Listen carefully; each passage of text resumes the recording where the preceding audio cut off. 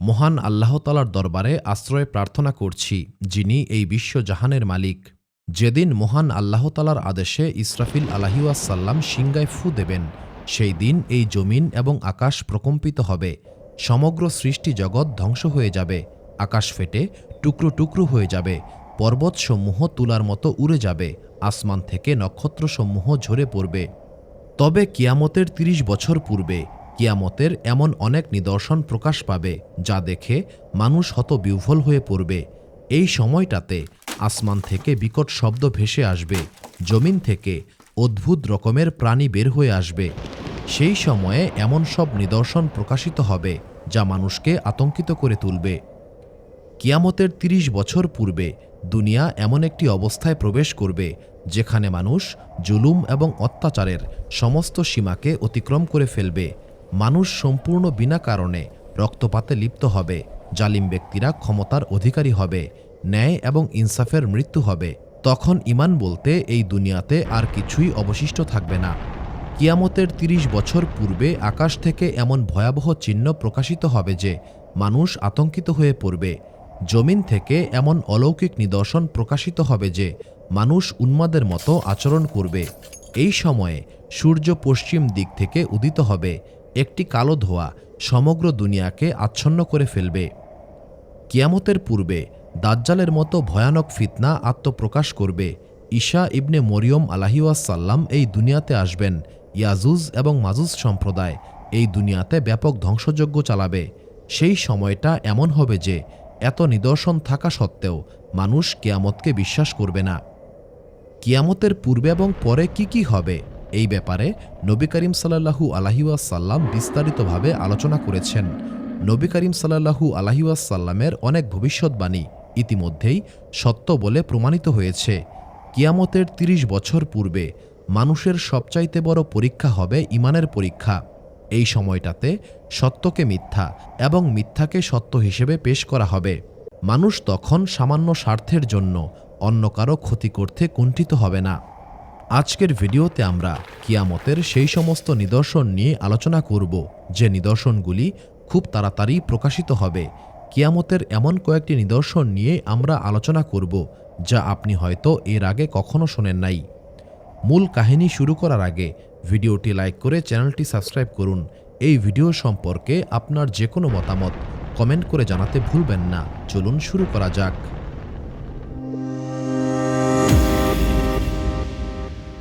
কিয়ামতের আলামত এবং নিদর্শনসমূহকে দুই ভাগে বিভক্ত করা হয়েছে। একটি হলো ছোট আলামত এবং অন্যটি হচ্ছে বড় আলামত। কিয়ামতের এই ছোট আলামতগুলির মধ্যে অনেক আলামত ইতিমধ্যেই প্রকাশিত হয়েছে। যে আলামতগুলি এখনও প্রকাশিত হয়নি, সেইগুলি অচিরেই প্রকাশিত হবে। অন্যদিকে কিয়ামতের বড় আলামতগুলি কিয়ামতের একদম নিকটবর্তী সময়ে প্রকাশিত হবে। এই বড় আলামতগুলি প্রকাশিত হওয়ার পর কিয়ামত কায়েম হতে আর খুব বেশি সময় অবশিষ্ট থাকবে না। কিয়ামতের ছোট আলামতগুলির মধ্যে সর্বপ্রথম নিদর্শন হচ্ছে নবী করিম সাল্লাল্লাহু আলাইহি ওয়াসাল্লামের এই দুনিয়াতে আগমন। পূর্ববর্তী আসমানি কিতাবসমূহে নবী করিম সাল্লাল্লাহু আলাইহি ওয়াসাল্লামকে নবিউল আখিরি জমানা অর্থাৎ শেষ জমানার নবী বলা হয়েছে। তাফসির কিতাবসমূহে বলা হয়েছে নবী করিম সাল্লাল্লাহু আলাইহি ওয়াসাল্লামের পরে কিয়ামত পর্যন্ত আর কোনো নবী রাসূল আসবেন না এবং তার উম্মতের উপরেই কিয়ামত কায়েম হবে। এই কারণে নবী করিম সাল্লাল্লাহু আলাইহি ওয়াসাল্লামকে শেষ জমানার নবী বলা হয়। নবী করিম সাল্লাল্লাহু আলাইহি ওয়াসাল্লামের উফাতের পর কিয়ামতের এই আলামতগুলি ধারাবাহিকভাবে প্রকাশিত হচ্ছে। এই আলামতগুলির মধ্যে রয়েছে মুসলিমরা বাইতুল মুকাদ্দাস জয় করবে, ফিলিস্তিনের আমওয়াতে শহরে সংক্রামক ব্যাধি ছড়িয়ে পড়বে, নারী পুরুষ লজ্জাহীন হয়ে যাবে, সন্তানরা পিতামাতার সঙ্গে নাফরমানি করবে, মানুষ দূরের আত্মীয় স্বজনকে নিজের পিতার চাইতে বেশি গুরুত্ব দেবে, ইলম উঠে যাবে এবং মূর্খরা ক্ষমতাবান হবে, মানুষ দুনিয়াবী স্বার্থে জ্ঞান অর্জন করবে, মূর্খ এবং জাহেল ব্যক্তিরা ধনী ও সম্পদশালী হবে। মদ্যপান করা খুবই স্বাভাবিক বিষয় হয়ে যাবে, এমনকি পিতা পুত্র একত্রে মদ্যপান করবে, জেনা করাকে মানুষ সাফল্য হিসেবে গণ্য করবে, এমনকি মহিলারা পর্যন্ত প্রকাশ্য জিনায় লিপ্ত হবে, ধনী এবং শাসক গোষ্ঠী দেশের সম্পদকে ব্যক্তিগত সম্পদ হিসেবে গণ্য করবে, মানুষ আমানতের খেয়ানত করবে। মহিলারা ছোট পোশাক পরা এবং উলঙ্গ হয়ে চলাফেরা করাকে স্বাধীনতা হিসেবে গণ্য করবে। এই সময়টাতে ইসলাম সংকুচিত হতে হতে মদিনা মুনাওয়ারায় চলে যাবে, যেমন সাপ সংকুচিত হতে হতে নিজের গর্তে চলে যায়। তখনকার অবস্থাটা এমন হবে, ইমানের উপর অটল থাকার চাইতে হাতের তালুতে জ্বলন্ত কয়লা রাখা সহজ হবে। মানুষ জাকাতকে ঘৃণা করবে এবং জাকাত দেওয়াকে জরিমানা হিসেবে গণ্য করবে। গনিমতের মালকে নিজের ব্যক্তিগত মাল হিসেবে গণ্য করবে। মানুষ মায়ের সঙ্গে নাফরমানি করবে, কিন্তু স্ত্রীর বাধ্যগত হবে। এই সময়টাতে অবিশ্বাস্যভাবে মহিলাদের সংখ্যা বৃদ্ধি পাবে। এমনকি মাত্র একজন পুরুষের দায়িত্বে 50 জন পর্যন্ত মহিলা থাকবে। কিয়ামতের পূর্বে ফিতনার বিস্ফোরণ ঘটবে। এই ফিতনাগুলির মধ্যে ওসমান আলাইহিওয়াসাল্লামের শাহাদাত, জঙ্গে জামালের যুদ্ধ, সিফফিনের যুদ্ধ, খারিজিদের আবির্ভাব, পবিত্র কোরআন কি মহান আল্লাহ তাআলার কালাম নাকি সৃষ্টি, এই সমস্ত বিতর্ক, এইসবও এই ফিতনার অন্তর্ভুক্ত। কিয়ামতের পূর্বে আরবের হেজাজ অঞ্চলে একটি বিশাল অগ্নিকাণ্ড ঘটবে। 654 হিজরি সনে আরব অঞ্চলে একটি বিশাল অগ্নিকাণ্ডের ঘটনা ঘটেছিল। অনেকেই এই আগুনকে কিয়ামতের আলামত হিসেবে উল্লেখ করেছেন, কিন্তু অনেক আলেম আবার এই দাবিকে প্রত্যাখ্যান করেছেন। তারা বলেন, নবী করিম সাল্লাল্লাহু আলাইহি ওয়াসাল্লাম যে অগ্নিকাণ্ডের কথা বলেছেন সেই অগ্নিকাণ্ড এখনও হয়নি। তবে ঈসা আলাইহি ওয়াসাল্লামের আগমনের পূর্বে বা পরে এটা ঘটতে পারে। কিয়ামতের পূর্বে জেনা একদম স্বাভাবিক বিষয় হয়ে যাবে। মানুষ সুদকে হালাল মনে করবে। ছাগলের রাখালরা বড় বড় অট্টালিকা নির্মাণ করবে। মহিলারা পাতলা এবং সংকীর্ণ পোশাক পরিধান করবে। আরব অঞ্চল সবুজ বৃক্ষে পরিপূর্ণ হয়ে যাবে। প্রাণী এবং জড়বস্তু মানুষের সঙ্গে কথা বলবে। কিয়ামতের পূর্বে 30 জন ভণ্ড নবীর আবির্ভাব ঘটবে। এই ভণ্ড নবীরা নিজেদেরকে সত্য নবী হিসেবে দাবি করবে। অনেক নাফরমান বান্দা এই নবীদেরকে অনুসরণ করবে, অথচ নবী করিম সাল্লাল্লাহু আলাইহি ওয়াসাল্লাম হচ্ছেন সর্বশেষ নবী এবং রাসূল।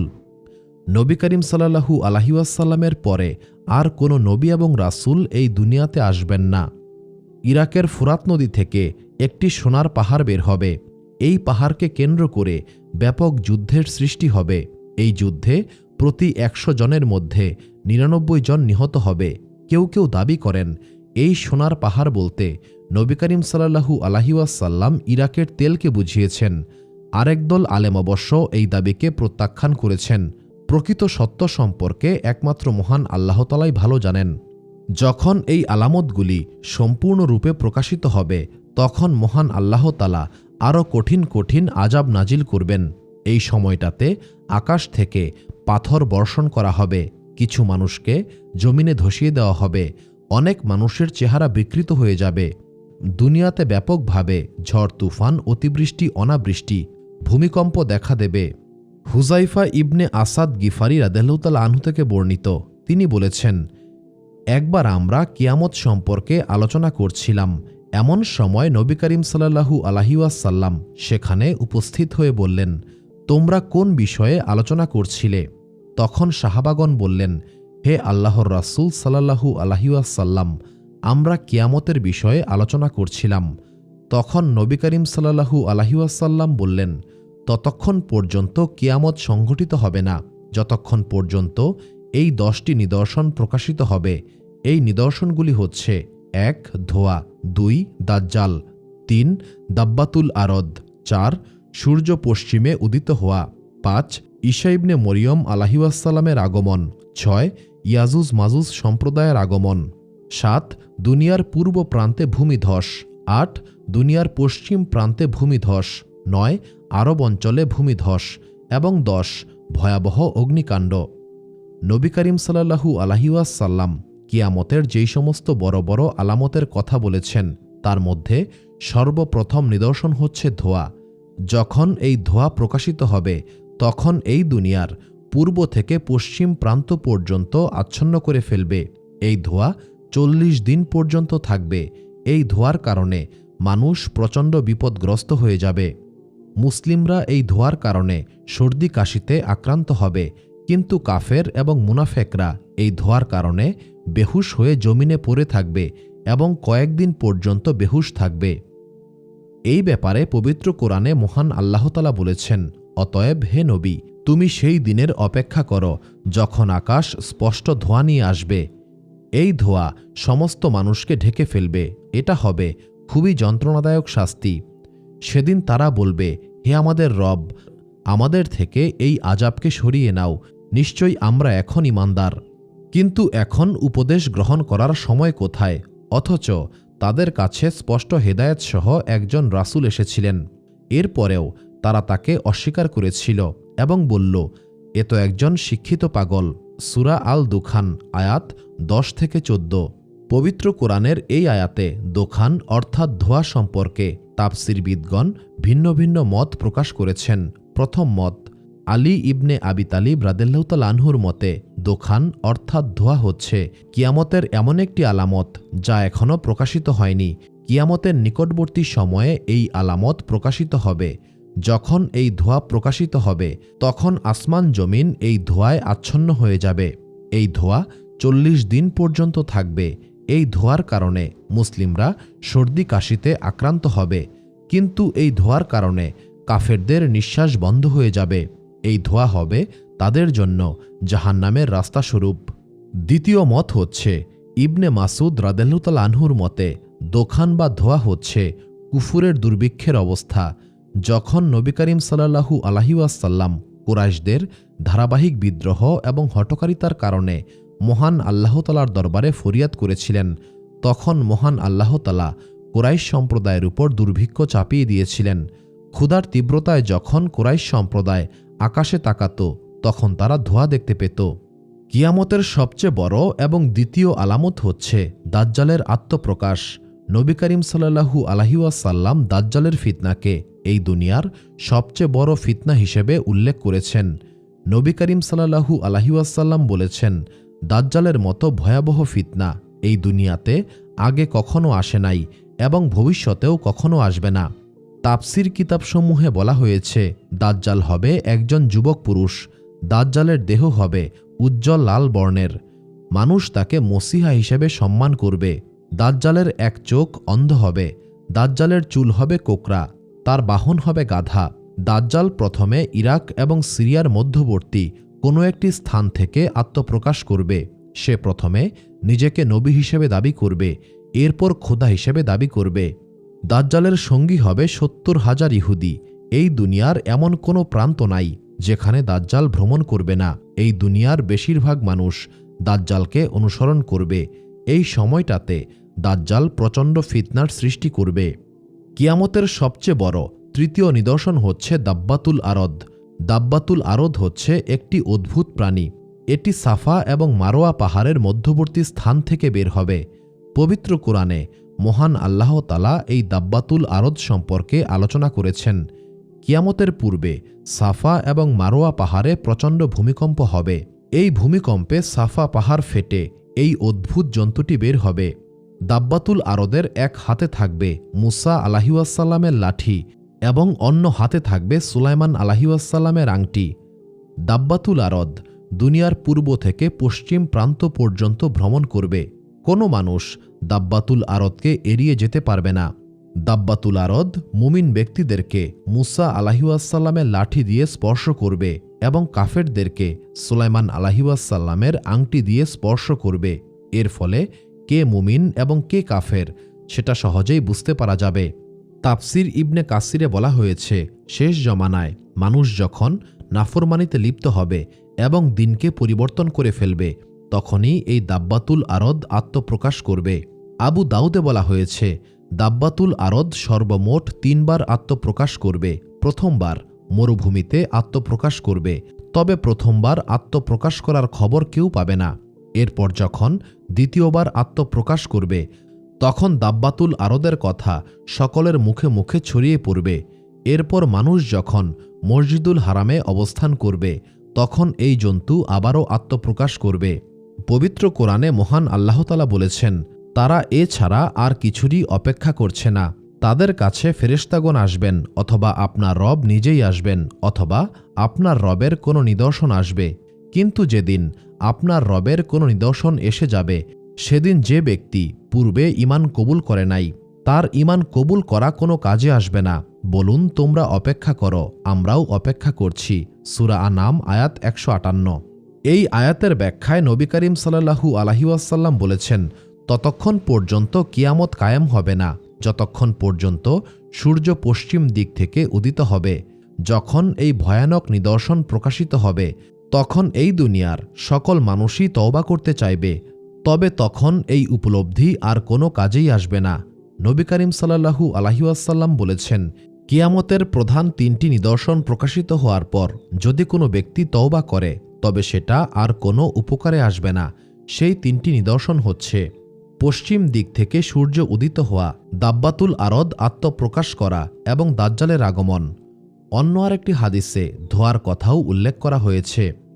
তবে হাদিসে এটাও বলা হয়েছে, সূর্য পশ্চিম দিক থেকে উদিত হওয়ার পূর্বে যদি কেউ তওবা করে, তবে সেই তওবা কবুল হবে। অনেক আলেম বলেছেন, সূর্য পশ্চিম দিক থেকে উদিত হওয়া কিয়ামতের সবচেয়ে বড় এবং সর্বশেষ নিদর্শন। কিয়ামতের পরবর্তী নিদর্শন হচ্ছে ঈসা ইবনে মরিয়ম আলাইহিওয়াসসালামের আগমন। ইমাম মাহদী আলাইহিওয়াসসালামের আগমনের পর ঈসা আলাইহিওয়াসসাল্লাম এই দুনিয়াতে আগমন করবেন। ঈসা আলাইহিওয়াসসাল্লাম দুইজন ফেরেশতার কাঁধে ভর দিয়ে দামেস্কের সাদা মিনারযুক্ত একটি মসজিদে অবতরণ করবেন। ঈসা আলাইহিওয়াসসাল্লাম দুনিয়াতে আসার পর লুদ্দ নামক স্থানে দাজ্জালকে হত্যা করবেন। দাজ্জালকে হত্যা করার পর ঈসা আলাইহিওয়াসসাল্লাম স্বাভাবিক মানুষের মতোই জীবন যাপন করবেন। তিনি মোট ৪০ বছর এই দুনিয়াতে অবস্থান করবেন। এই সময় তিনি বিবাহ করবেন, তার সন্তানও হবে। ঈসা আলাইহিওয়াসসাল্লাম মৃত্যুবরণ করার পর তাকে দাফন করা হবে নবী করিম সাল্লাল্লাহু আলাইহিওয়াসাল্লামের পাশে। দাজ্জালকে হত্যা করার পর ঈসা আলাইহিওয়াসাল্লাম এবং তার অনুসারীরা যখন এই দুনিয়াতে শান্তিতে বসবাস করবেন, ঠিক তখনই ইয়াজুজ এবং মাজুজ নামক এক ভয়ঙ্কর ফিতনা আত্মপ্রকাশ করবে।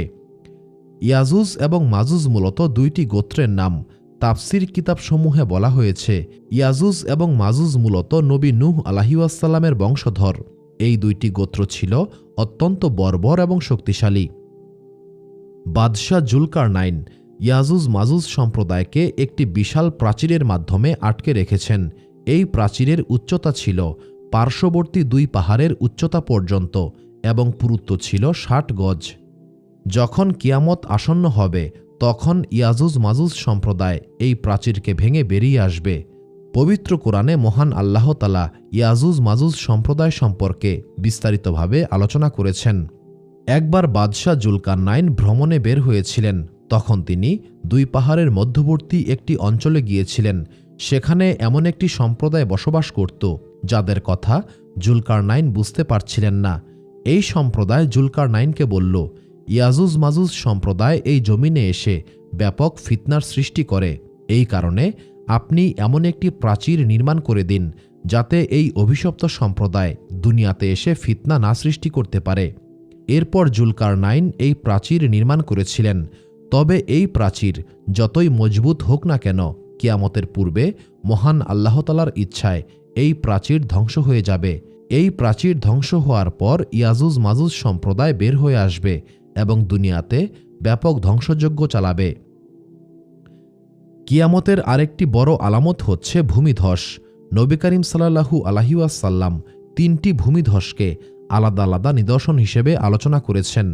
আনাস ইবনে মালিক রাদিয়াল্লাহু তাআলা আনহুর মতে, এই দুনিয়াতে ভূমিধসের ঘটনা পূর্বেও ঘটেছে, কিন্তু নবী করিম সাল্লাল্লাহু আলাইহি ওয়াসাল্লাম কিয়ামতের আলামত হিসেবে যে ভূমিধসের কথা বলেছেন, সেই ভূমিধস হবে অত্যাধিক ভয়ঙ্কর। এই ভূমিধস এতটাই ভয়ঙ্কর হবে যে সমগ্র দুনিয়ার মানুষ এই ভূমিধসের কারণে আতঙ্কিত হয়ে পড়বে। এই দুনিয়াতে হয়তোবা অনেকবার ভূমিধস ঘটেছে, তবে নবী করিম সাল্লাল্লাহু আলাইহি ওয়াসাল্লাম যে ভূমিধসের কথা বলেছেন, সেটা আমাদের কল্পনার বাইরে। জমিন ধসে যাওয়া কিয়ামতের বড় আলামতসমূহের মধ্যে একটি। তবে এটা কবে হবে, কখন হবে, কোথায় হবে, এটা একমাত্র মহান আল্লাহ তাআলাই ভালো জানেন। তবে এই ভূমিধস কোথায় হবে, এই ব্যাপারে নবী করিম সাল্লাল্লাহু আলাইহি ওয়াসাল্লাম সামান্য ইঙ্গিত দিয়েছেন। একটি ভূমিধস হবে দুনিয়ার পশ্চিম প্রান্তে। এই ভূমিধস এতটাই ভয়ঙ্কর হবে যে সমগ্র পশ্চিমাঞ্চল এই ভূমিধসের কারণে আতঙ্কিত হয়ে পড়বে। দ্বিতীয় ভূমিধস হবে পূর্বাঞ্চল এবং তৃতীয়টি হবে আরব অঞ্চলে। কিয়ামতের পূর্বে যারা মহান আল্লাহ তাআলার নাফরমানি করবে এবং নাফরমানির সমস্ত সীমাকে অতিক্রম করে ফেলবে, এই ভূমিধস তাদেরকে পাকড়াও করবে। নবী করিম সাল্লাল্লাহু আলাইহি ওয়াসাল্লাম বলেছেন, আমার উম্মতের মধ্যে এমন কিছু মানুষ থাকবে যারা খাওয়া দাওয়া এবং বিলাসিতার মধ্যে রাত্রি যাপন করবে। যখন সকাল হবে তখন মহান আল্লাহ তাআলা এদেরকে বানর বানিয়ে দেবেন। এই সম্প্রদায়ের কয়েকটি গোত্রকে জমিনে ধসিয়ে দেওয়া হবে। মহান আল্লাহ তাআলা এই সম্প্রদায়ের উপর আসমান থেকে পাথর বর্ষণ করবেন। এই সম্প্রদায়ের জন্য অভিশপ্ত বাতাস পাঠানো হবে। এরপর সেই বাতাস এই সম্প্রদায়কে চূর্ণ বিচূর্ণ করে ফেলবে, যেমনটা আদ সম্প্রদায়ের জন্য গরম বাতাস পাঠানো হয়েছিল। এরপর আসবে সেই ভয়াবহ আগুন, যে আগুন মানুষকে ধাওয়া করে হাসরের ময়দানের উদ্দেশ্যে নিয়ে যাবে। এখানে হাসরের ময়দান বলতে সিরিয়ার একটি অঞ্চলকে বোঝানো হয়েছে, যেই অঞ্চল পর্যন্ত আগুন মানুষকে ধাওয়া করবে। আলেমদের একটি দল বলেছেন, এই আগুনের সূত্রপাত সিরিয়া থেকে হবে। এই সময়ে মহান আল্লাহ তাআলা সিরিয়াকে এতটাই বিস্তৃত করে দেবেন যে দুনিয়ার সমগ্র মানুষ এই সিরিয়া অঞ্চলেই জমায়েত হবে। আলেমদের আরেকটি দল বলেছেন, এই আগুনের সূত্রপাত হবে হেজাজ অঞ্চল থেকে। ইবনে কাসির রাহিমাতুল্লাহ এই হাদিসের ব্যাখ্যায় বলেছেন, এখানে একটি আগুনের কথা বলা হয়নি, আগুন হবে দুইটা। এই দুইটি আগুন মানুষকে ধাওয়া করে সিরিয়া অঞ্চলে নিয়ে যাবে। আবার এমনও হতে পারে আগুন একটিই হবে, আগুনের সূত্রপাত হবে হেজাজ অঞ্চলে কিন্তু শেষ হবে সিরিয়া অঞ্চলে। নবী করিম সাল্লাল্লাহু আলাইহি ওয়াসাল্লাম বলেছেন, কিয়ামতের সর্বপ্রথম আলামত হচ্ছে আগুন। এই আগুন মানুষকে পূর্ব দিক থেকে ধাওয়া করে পশ্চিম দিকে নিয়ে যাবে। সহিহ বুখারী হাদিস নাম্বার 711। প্রকৃতপক্ষে এই আগুন হবে কিয়ামতের সর্বশেষ নিদর্শন। হাদিস গ্রন্থসমূহেও এই কথাই বলা হয়েছে। এই হাদিসের ব্যাখ্যায় ইবনে কাসির বলেছেন, এই আগুনের পরে দুনিয়াতে আর কিছুই অবশিষ্ট থাকবে না। এই আগুনের পরেই সিংগায় ফুৎকার দেওয়া হবে। তাফসির কিতাবসমূহে বলা হয়েছে, কিয়ামতের পূর্বে একটি বাতাসকে পাঠানো হবে, যে বাতাস মানুষকে সাগরে নিক্ষেপ করবে। কিয়ামতের এমন একটি আলামত রয়েছে, যে আলামতটি কিয়ামতের ৩০ বছর পূর্বে প্রকাশিত হবে। আল বিদায়া ওয়া নিহায়া কিতাবে বলা হয়েছে, কিয়ামতের ৩০ বছর পূর্বে মহিলারা বন্ধা হয়ে যাবে, অর্থাৎ কিয়ামতের পূর্বে সন্তান জন্ম দেওয়া বন্ধ হয়ে যাবে। কিয়ামতের পূর্বে মহান আল্লাহ তাআলা এমন একটি বাতাসকে পাঠাবেন, যে বাতাসের কারণে ঈমানদার ব্যক্তিরা মৃত্যুবরণ করবে। এই সময়টাতে দুনিয়াতে সেই সমস্ত ব্যক্তিরাই অবশিষ্ট থাকবে যারা শিরক, জুলুম এবং পাপাচারের মধ্যে ডুবে থাকে। এই সব মানুষের উপরেই কিয়ামত সংঘটিত হবে। যদি আমরা বর্তমান সময়টাকে লক্ষ্য করে দেখি, তবে এই নিদর্শনের সঙ্গে আশ্চর্য মিল খুঁজে পাওয়া যাবে। পশ্চিমা সমাজে মানুষকে সন্তান জন্ম না দেওয়ার জন্য উৎসাহিত করা হয়। এই ধারণার নাম হচ্ছে অ্যান্টিন্যাটালিজম, অর্থাৎ সন্তান জন্মদানের বিরুদ্ধে প্রচারণা। এই ধারণার সূত্রপাত হয়েছিল প্রাচীন গ্রীসে। তবে বর্তমান সময়ে সোশ্যাল মিডিয়ার মাধ্যমে এই বিষয়টা আরও ব্যাপকভাবে ছড়িয়ে পড়েছে। ফেসবুকে এমন অনেক গ্রুপ রয়েছে যারা এই মতবাদে বিশ্বাস করে। রেডিটেও কয়েক লক্ষাধিক মানুষ এই চিন্তার সঙ্গে জড়িত। এই মতবাদে বিশ্বাসী লোকেরা বলে, সন্তান জন্ম দিলে সে জীবনে কষ্ট পাবে, জনসংখ্যা বৃদ্ধি পাবে, পরিবেশ এবং আবহাওয়ার পরিবর্তন ঘটবে। এই কারণে সন্তান জন্ম দেওয়া উচিত নয়। এইসব যুক্তির শেষ ফলাফল একটাই, আর সেটা হচ্ছে মানবজাতির অস্তিত্ব ধ্বংস হয়ে যাবে। যদিও বর্তমান সময়ে এই আন্দোলন ছোট পরিসরে সীমাবদ্ধ, কিন্তু ধীরে ধীরে এই মতবাদ ব্যাপকভাবে জনপ্রিয় হচ্ছে। এমনকি ব্রিটিশ যুবরাজ হ্যারিও প্রকাশ্যে বলেছেন, তিনি এবং তার স্ত্রী আবহাওয়া পরিবর্তনের কারণে 2টির বেশি সন্তান জন্ম দেবেন না। এইসব ঘটনার মাধ্যমে এটাই প্রমাণিত হয় যে কিয়ামতের নিদর্শনগুলি ধীরে ধীরে পূর্ণ হচ্ছে। সেই দিন হয়তো আর খুব বেশি দূরে নয়, যেই দিন মহিলারা সন্তান জন্ম দেওয়ার ব্যাপারে আগ্রহী হবে না। অনেক আলেমের মতে কিয়ামতের আলামতগুলি ধারাবাহিকভাবে প্রকাশিত হবে। এই আলেমদের মতে সর্বপ্রথম যে আলামত প্রকাশিত হবে সেটা হচ্ছে ধোঁয়া। এরপর দাজ্জাল বের হবে। দাজ্জাল দুনিয়াতে ভয়ঙ্কর ফিতনার সৃষ্টি করবে। এরপর ঈসা ইবনে মরিয়ম আলাইহিস সালাম আসবেন। তিনি দাজ্জালকে হত্যা করবেন। এরপর ইয়াজুজ মাজুজ বের হবে। এই সম্প্রদায় দুনিয়াতে ব্যাপক ধ্বংসযজ্ঞ চালাবে। এরপর দাব্বাতুল আরদ আত্মপ্রকাশ করবে। এই অদ্ভুত প্রাণী মানুষের সঙ্গে কথা বলবে। সে ঈমানদার ব্যক্তি এবং কাফেরদেরকে চিহ্নিত করে দেবে। এরপর সূর্য পশ্চিম দিক থেকে উদিত হবে। সূর্য পশ্চিম দিক থেকে উদিত হওয়ার সঙ্গে সঙ্গে তওবার দরজা বন্ধ হয়ে যাবে। অনেক আলেমের মতে ঈসা আলাইহিসসালামের জমানায় দুনিয়াতে শুধুমাত্র ঈমানদার ব্যক্তিরাই থাকবে। তখন সমস্ত কাফের ব্যক্তিরা ইসলাম কবুল করে নেবে। যদি দাজ্জাল আগমনের পূর্বে সূর্য পশ্চিম দিক থেকে উদিত হয়, তবে ঈসা আলাইহিসসালামের জমানায় যারা ইসলাম কবুল করবে তাদের ঈমান গ্রহণযোগ্য হওয়ার কথা নয়, কারণ সূর্য পশ্চিম দিক থেকে উদিত হওয়ার সঙ্গে সঙ্গে তওবার দরজা বন্ধ হয়ে যাবে। অথচ ঈসা আলাইহিসসালামের জমানায় যারা ইসলামকে কবুল করবে তাদের ঈমান গ্রহণযোগ্য হবে এবং তারা মুসলিম হিসেবে গণ্য হবে। এই কারণে আলেমদের মতামত হচ্ছে কিয়ামতের আলামতগুলি ধারাবাহিক ক্রম আকারে প্রকাশিত হবে। এই ধারাবাহিক ক্রম কিভাবে আসবে এই ব্যাপারে মহান আল্লাহ তাআলাই ভালো জানেন। কিয়ামতের সমস্ত আলামত প্রকাশিত হওয়ার পর ইসরাফিল আলাইহিসসালাম সিংগায় ফুৎকার দেবেন। সিংগায় ফুঁক দেওয়ার সঙ্গে সঙ্গে আসমান জমিনের সমস্ত কিছু ধ্বংস হয়ে যাবে।